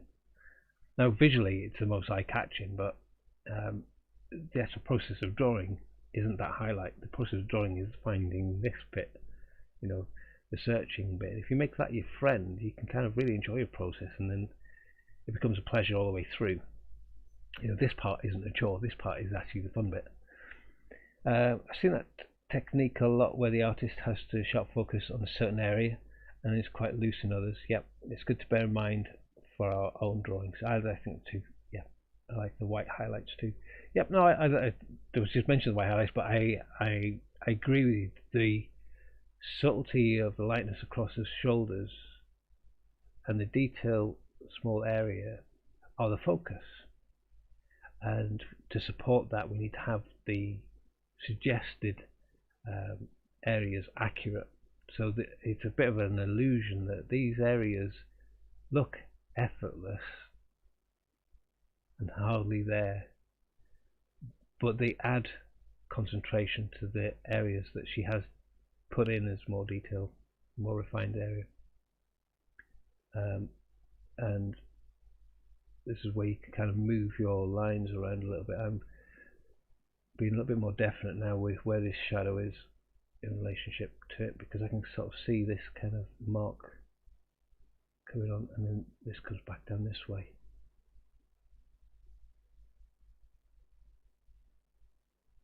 Darkness. So these little ribcage shadows are subtle, but they're well placed.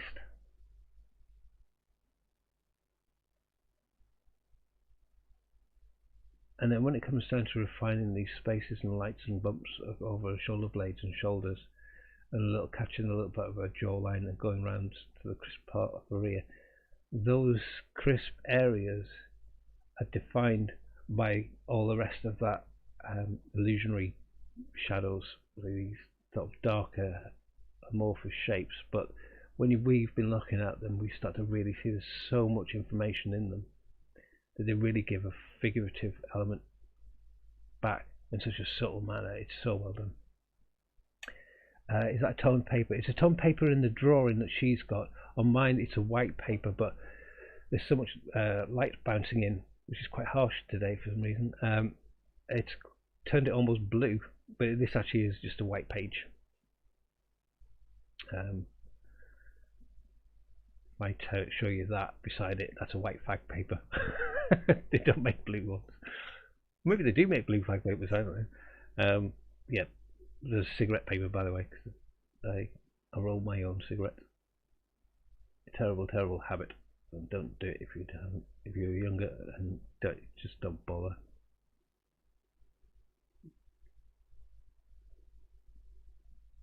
It's one of the few vices I have left. That and coffee. About the only two. I do drink occasionally, but not massively. I just can't deal with the hangovers anymore because I'm getting older.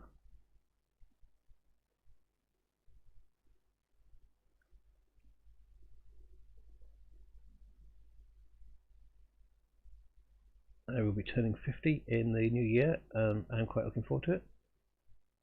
For some reason, a lot of people get nervous about these milestone ages and stuff. I'm quite looking forward to mine. I'm going to embrace it.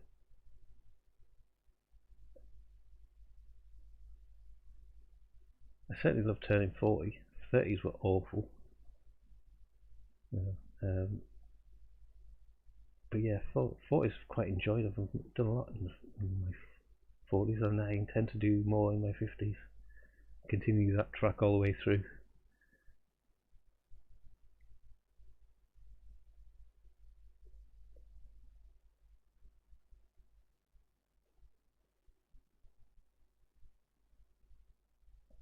So it's getting a bit scratchy and fluffy again.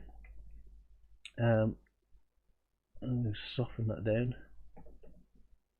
I say each time I'm softening, it's adding a depth of layer to the application, which you can play around when it comes to the highlights. I can move my shadow shapes around a little bit and soften them.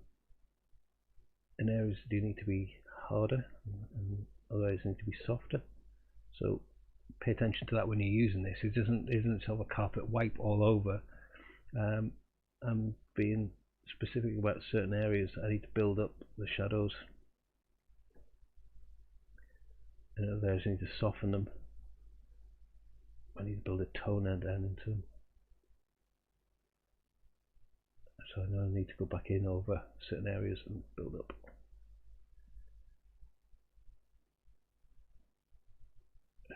Sculpt in almost a shadow down the side of the spine as it goes across and up to this highlighted point up here.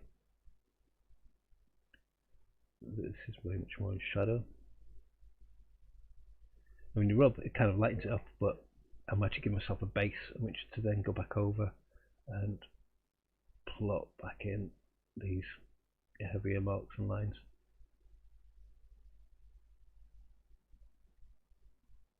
But we're getting there slowly. Have you guys got any more questions? Got about 10 minutes. Now I was trying to aim to get this done prior to finishing this year, but I'm not going to be able to get it done in the time. I'm not going to rush it just for the sake of 10 minutes, because I'm actually enjoying the process. So I'm going to get this drawing done over the Christmas period, I think. Just enjoy sort of doodling on it. I'm also going to try and do a self-portrait for the Sky Portrait Artist of the Year competition. I'm going to apply for again this year. I've got a funny feel the competition next year is going to be incredibly tough, because I think the quality of the artists out there that have been producing artwork has been fantastic. I don't think we've seen all of what people can do yet. I think I've seen a massive increase in the quality of people's drawings over COVID, over during the Portrait Artist of the Year, because people have been practicing each week, and that pure element of just drawing has been quite interesting, and seeing the qualities in people's artwork. You know, because when I look at Instagram feed and I see my Portrait Artist of the Week pictures of the celebrities going up, I don't just look at the one that they've done. I'm looking at all of their artwork in their feeds, because I'm interested visually about what it is people do and why they do it. And when I'm scrolling through, I'm not only seeing a real expanse in the quality of their work from the very first celebrity sitter. I can see it from, you know, all the work that they've done previously in their feed. And what's interesting is there's been like a spike of real development in people's process and honing about what it is they do. I don't know if they're aware of it themselves, but you can certainly see it from an outsider's perspective in people's artwork. That's interesting. I think that's going to push people to create some really interesting self-portraits. I think, again, it is subjective about what the judges look for, what the show looks for the contestants. So you can hit the mark on the nail on the head with what you want to do for yourself, but it might not quite get there. I don't think it's a comment on your qualities as an artist if it doesn't get on the show. It's just that the show may have fulfilled that element of artistry in their mix of artists, because I like the fact to have a different remit of different artists out there. They're not all the same type of artists. I like the difference because it exposes people to different things. It makes people think about their artwork in different ways. Not difference for different sake, but to a true reflection of the different elements of artwork out there.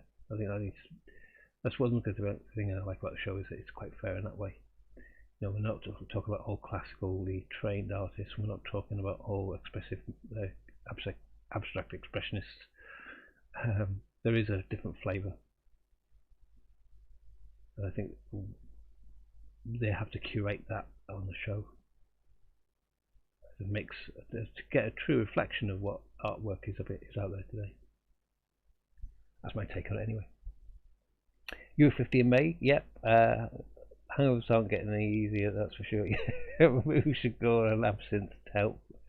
Maybe we should have to try and find a bottle for Christmas. I don't know if they still make it. I don't think it's quite the same absinthe as they drank back in France at the turn of the century. But yeah, we should try that one night. But certainly make sure that we at least got a few more days afterwards to recover, because yeah, I just can't do the hangovers anymore. Yeah, God, I'm sure I've never tried absinthe either. Do they melt it through sugar or something as well?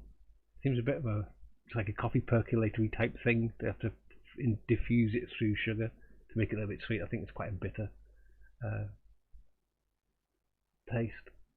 And green. So I used to call it the Green Fairy. Anybody's watched the Moulin Rouge and Kylie Minogue's rendition of the Green Fairy.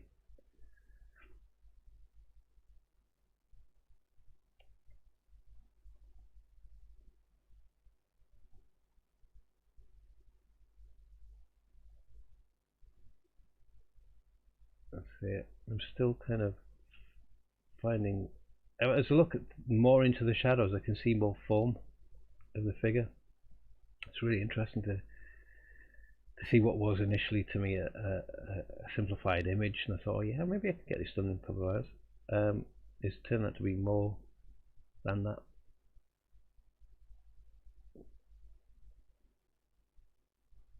That's one of the things I kind of stick to, is I don't rush a drawing just for the sake of rushing a drawing.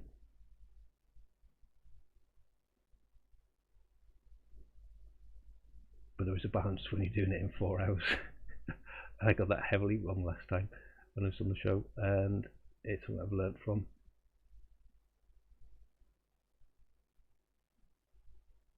So I want to try and rectify just for my own sanity, I think. So I'm going to apply again. I've got my idea I've formed. I want to get it done and dusted and sent in, put it in with the mix of everybody else. It's like we've been doing each week for Sky Portrait Art the Artist on Facebook.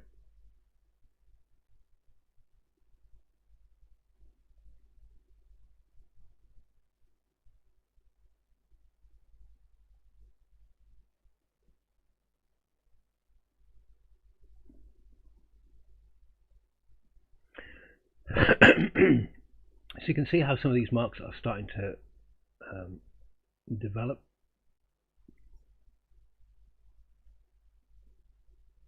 Some of these shadow marks need to come in as well. I'm getting the idea of whether there is a highlight there, but I'm starting to draw around the highlight, and I think what I need to do is bring that shadow all the way through, join some of these things together. And again, I've not gone to compressed charcoal yet, so everything is movable at this stage, because I am literally just lightly going over across the surface and back over it and over it, and it is a form of sculpting on the page where all the shadows are. You are literally just laying it on, taking it off, and laying it on to create that lovely kind of dippy wave effect of shadow, light, shadow, light, shadow. Would you paint or use charcoal graphite on show if you got through? Yes. I think where I had set up in my head, I was going to draw, and I was going to do a drawing, and it's going to be like this, and blah blah blah blah blah. I'd not really considered what was in front of me on the day, and I think you have to build a certain amount of flexibility into your process, because what you might be faced with, you have to adapt. How you might get a response from somebody as a sitter, or an idea that might come to you on the day, might dictate that you do something else. And I think if you go in there with a preconceived mindset of I will do this and this is the way it will be, and this is the picture I'll have at the end of the day, is very determined, but you might miss something. And so there's a flexibility I think I've been thinking about in the work. There's certainly something that I can't do in 4 hours that I can do in 10, because there's a refinement and development and observation, and taking a pause and a break from what you're doing and coming back to it and working on it and seeing it fresh, and taking a break and pause, come back to it, seeing it fresh. That you don't have, so that has to change your perception and what you're physically doing on the page on the day. So yeah, I don't know yet. I'm going to pre-arm myself with everything, let's put it that way. If I got through again, I'd be so chuffed, and appreciative of the chance to get on there again. But yeah, I don't think I would. I think the way I work best as an artist is a response to what's in front of me on the day. There's a certain amount of knowledge and understanding about what you can do and what it is I want to do. I'm not saying I'm going to leave it all totally up to chance about the style of work that I do, but there's an understanding that of what you've got 4 hours to do it. So what I mean by that is, I know there's certain qualities and elements in my work that I want to project and show, but I have to trim them down to that 4 hour element, because that is the competition. And that's a maturity to go, well, I just don't work like that. Well, okay, don't apply for the competition. You don't work like that, because the point of the competition is you then eventually get that luxury of your time or your process to create a £10,000 commission, and that then sits in some way quite notable, that is amazing for your art career, which you can then expand on. So finding that balance to adapt your process to the conditions of 4 hours through studio lighting, through what hopefully will be the general public walking around you and having a chat, to the questions that you have from people stop starting you through the process of filming. I think that has made me much keenly aware about that I need to maybe change some of my approaches to what I would do on the day. Other people might just blatter ahead and do their thing, which is great. And they might win. Who knows? I'll give it a go. I like being in the mix. If I don't get in the show, I'll play again.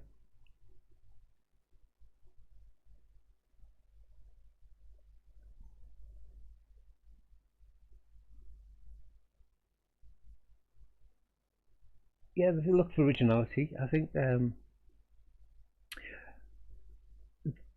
it's funny. I've seen the style of the winner this year. I've seen that kind of process done before, and it's not necessarily originality as like the process is new and never been seen or done before, because I have seen it done before, but it's the language behind the process as well, the individual artists behind the process, that makes it interesting to me. You know, I've seen like Phoebe Cripps on Sunday did a beautiful charcoal drawing, real quality to it.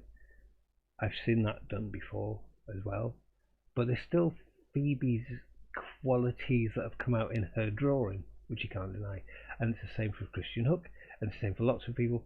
What's interesting is people are starting to emulate